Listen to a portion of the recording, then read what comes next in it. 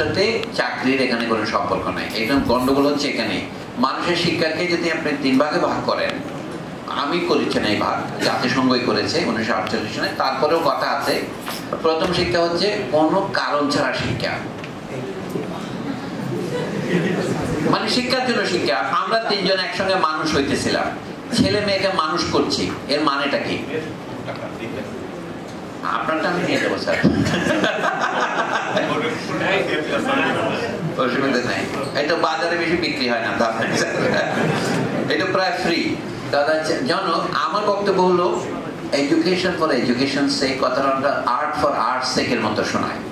আমাদের ছেলে মেয়েদের আমরা মানুষ করি কি জন্যে? অনেকে মনে করেন আমার ছেলে মেয়েকে আমি পড়াচ্ছি, বুড়ো হলে পেনশন যখন আমি পাবো না, ছেলে মেয়ে আমাকে খাওয়াবে। এটা অনেক ছেলে মেয়ে ভালোবেসে বাবাকে খাওয়ায়, মামাকে খাওয়ায়, কিন্তু ছায়াপূর্বগামিনী। স্নেহের ধরন হচ্ছে আমরা ছেলে মেয়েদের যত ভালোবাসি, ছেলে মেয়ে আমাকে অতটুকু ভালোবাসবে না আমি আশা করি না, করলে ভালো। কাজে এইটা হচ্ছে বিনা কারণে ছেলে মেয়েকে লেখাপড়ায়। কারণ লোকেশ বলতে আমার ছেলেটা বিয়ে পাশ করেছে, আমার খুব ভালো লাগে। আমার ভাই যখন প্রথম বিয়ে পাশ করে, আমার বাবা মৌলভী বাস ছিলেন, তিনি ওনাদের বলে তোমরা 2টা বাজি ফোটাও। বাবা তো বাজি ফোটাইতে পারেন না, আমাদের মৌলভী মানুষ, বলতে তুমি তো বাজি ফোটা, আমার ছেলে বিয়ে পাশ করেছে। এরকম হয়। লেখাপড়াটা হচ্ছে আনন্দের জন্য। এখানে আমাদের লেখাপড়ায় আনন্দ নাই বলে আমরা একটা সত্য বের করেছি, এটা বলে তোমাকে আমি এমন মার দেবো বলে না, আমি তোমাকে উচিত শিক্ষা দেবো। শিক্ষাটা একটা প্রহারে পরিণত হয়েছে। শিক্ষা শব্দের একটা মেটাফরিক্যাল অর্থ হয়েছে তোমাকে শিক্ষা দেবো, মানে তোমাকে I will teach you a lesson. ইংরেজি তো আছে এটা না। আমি যদি শিক্ষা আনন্দদায়ক হয় না কেন, এটা নিয়ে রবিবাবু এবং অন্যান্যরা অনেক চিন্তা করেছে।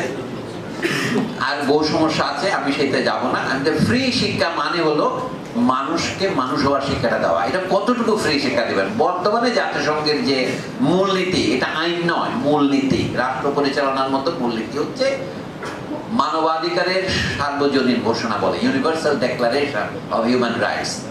এটা একটা আপোষ জিনিস, এটা আমার আদর্শ নয়, তবু শুধু আমি রেফারেন্স হিসেবে বলছি। তারা বলছেন যে প্রাথমিক শিক্ষা হবে সম্পূর্ণ মানে অবৈতনিক এবং বাধ্যতামূলক। এটা একটা অশ্লীল বাংলা, বাধ্যতামূলক, কম্পালসারির অনুবাদ। আর এটা হচ্ছে কি বুনিয়াদী শিক্ষা, যার মানে আমি করেছি 12 বছরের পর্যন্ত স্কুলে পড়া, আমাদের দেশের এইচএসসি পর্যন্ত। এই শিক্ষা হবে বাধ্যতামূলক নয়, কিন্তু অসম্পূর্ণ অবৈতনিক। তাহলে জাতিসংঘের সেই আদর্শে আমরা পৌঁছেছি 1948 সালে ঘোষিত। এই আদর্শে পৃথিবীর সব দেশ পৌঁছেছে। যদি আপনি সবাইকে বিনা পয়সায় না দেন, তাহলে সবাইকে স্কুলে যাওয়ার অধিকার আপনি দেবেন কিভাবে? এখন বৈষম্য হবে কি, যার পয়সা নাই বলেই আমি বাচ্চাকে পাঠাতে পারছি না। আজকাল আরো প্রোগ্রাম তৈরি হয়েছে, স্কুল ফিডিং প্রোগ্রাম। বাচ্চা স্কুলে আসবে, সারাদিন না খেয়ে বিকাল 4টা পর্যন্ত স্কুলে থাকবে। বর্তমানে যে করছে ইন্সপেক্টররা, তারা মাস্টারদের শাস্তি দেওয়ার জন্য সকাল 9টায় আসবেন, 4:30 পর্যন্ত বসে থাকবেন, অথচ কোনো প্রয়োজন ছিল না। এটা 2 শিফট চালানো যেত। বর্তমানে যারা চালাচ্ছেন, আমি আমলাদেরকে মানে ভয় পাই, কিন্তু শ্রদ্ধা করি না। কারণ হচ্ছে কি, তারা তো কিছু বোঝেন না। তো বুঝলে এটা রাখেন কি করে? এই মাউসি নাম দেখলেন যে আমার তো বমি আসে। মাউসি কি বলে? মাধ্যমিক উচ্চ মাধ্যমিক শিক্ষা কি যেন, এই যে এই সমস্ত যে অশ্লীল কথা চালা হয়েছে বাংলা ভাষায়, এটা হচ্ছে ভিতরের যে চিন্তাহীনতাকে ঢাকার জন্য। প্রাইমারি স্কুলের বাচ্চাদেরকে 8 ঘন্টা ধরে রাখার কোনো প্রয়োজন নাই, 4 ঘন্টায় যথেষ্ট। কিন্তু দুপুরে যদি বাচ্চাদের খাবার দিতে না পারেন, এটা তো আপনার লজ্জা পাওয়া উচিত। কিন্তু আপনি লজ্জা পাচ্ছেন না, আপনি মানে রাষ্ট্র লজ্জা পাচ্ছে না। তারপরে কি আমরা 35 রকমের প্রাথমিক বিদ্যালয় করেছি, নুরানি মাদ্রাসা থেকে শুরু করে। কিন্তু জনগণের তো অধিকার আছে। রাষ্ট্রের দায়িত্ব হচ্ছে একটা জাতীয় জনশিক্ষার ব্যবস্থা করা। কিন্তু a system, national system of public instruction is an obligation of the modern state, of a democratic state. তাহলে আপনাকে যেহেতু আপনি ব্যবস্থা করতে পারেন নাই, আপনি দাবি করতে পারেন না আপনার রাষ্ট্র গণতান্ত্রিক। এইটার সাথে আমার সমাজতন্ত্রের কোনো সম্পর্ক নাই। আপনার মার্কিন যুক্তরাষ্ট্র যদি না দেয়, এখন চাকরির কথা যদি আসে, আপনার পাশ করার পরে হচ্ছে বৃত্তিমূলক শিক্ষা, টেকনিক্যাল এন্ড প্রফেশনাল এডুকেশন। তো আপনার সমাজের যা কাজ নাই, এত লোকজন শিক্ষিত করেন। একটা সহজ পথ হচ্ছে কি, আপনি রেডিমেড গার্মেন্টস যেমন রপ্তানি করেন, জনসংখ্যা রপ্তানি করবেন।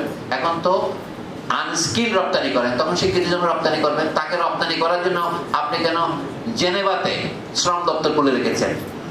যদি বা সুইজারল্যান্ডে বাংলাদেশে একটা আনস্কিল লেবার যাওয়া হয় না, শুধুমাত্র আসিফ নজরুলকে অপমান করার জন্য? হ্যাঁ, এরাই তো আসিফ নজরুলকে অপমান করেছে। লেবার কাউন্সিলর যারা, তাকে স্ট্যান্ড রিলিজ করেছে পরে। কিন্তু আমি বলছি তাহলে বাংলাদেশকে জনসংখ্যা রপ্তানির যদি আপনি চান, কম দামে জনশক্তি রপ্তানি না করে বেশি দামে তো করতে পারেন। বাংলাদেশের কোন পণ্য সবচেয়ে কম দামে উৎপাদন করা যায়? বাচ্চা, খুব কম খরচে তৈরি করা যায়। আর ইকোনমিক্স একটা থিওরি আছে, থিওরি অফ কম্পারেটিভ অ্যাডভান্টেজ। আমি যোগ করছি না, যে দেশ যে পণ্য সবচেয়ে কম খরচে উৎপাদন করতে পারে তার উচিত সেটাই রপ্তানি করতে বিশেষায়িত করা। এটা অ্যাডাম স্মিথ সাহেবের দেওয়া theory, theory of comparative advantage. Adam Smith না সেটা আপনাকে এমন একটা জিনিস করতে হবে, কম উৎপাদন করতে পারলেও তৈরি করতে হবে দেশে, কম খরচ বেশি লাগলো, কারণ এটা হলো আইডেন্টিটি এবং সার্বভৌমত্বের প্রশ্নে। কিন্তু ডেভিড রিকার্ডো নামক পণ্ডিত বলেছিলেন, আপনার যেটা খরচ করতে সবচেয়ে কম খরচে উৎপাদন করতে পারেন সেটা রপ্তানি করলে আপনার যে টাকা আসবে সেটা দিয়ে উন্নত পণ্য কিনে নিয়ে আসবেন। তো বাংলাদেশের সবচেয়ে কম খরচে রপ্তানিযোগ্য পণ্য হচ্ছে মানব শিশু। মানে মানব শিশুকে অশিক্ষিত অবস্থা নয়, শিক্ষিত অবস্থা 21 বছর বয়সে রপ্তানি করে। সে মধ্যপ্রাচ্যে গিয়ে মাসে $3000 না পাঠিয়ে $30,000 পাঠাবে। সুতরাং বেকারত্বের সমস্যা আতল ব্যাপার নয়। মানুষের শিক্ষার সাথে তার বেকারত্ব সকারত্বের কোনো সম্পর্ক নেই। বেকারত্ব সম্পর্ক তো কান টানলে মাথা আসবে। যদি যে রাষ্ট্র কাজ তৈরি করতে পারে না, তখন সেই জনগণকে ফ্যামিলি প্ল্যানিং করবে। আপনি শিক্ষা প্ল্যানিং করছেন তো, ফ্যামিলি প্ল্যানিং করতে সফল হয়েছে। তো যা হোক, দ্বিতীয় প্রশ্নে আসি, জনাব মাহফুজ আলীর প্রশ্নে।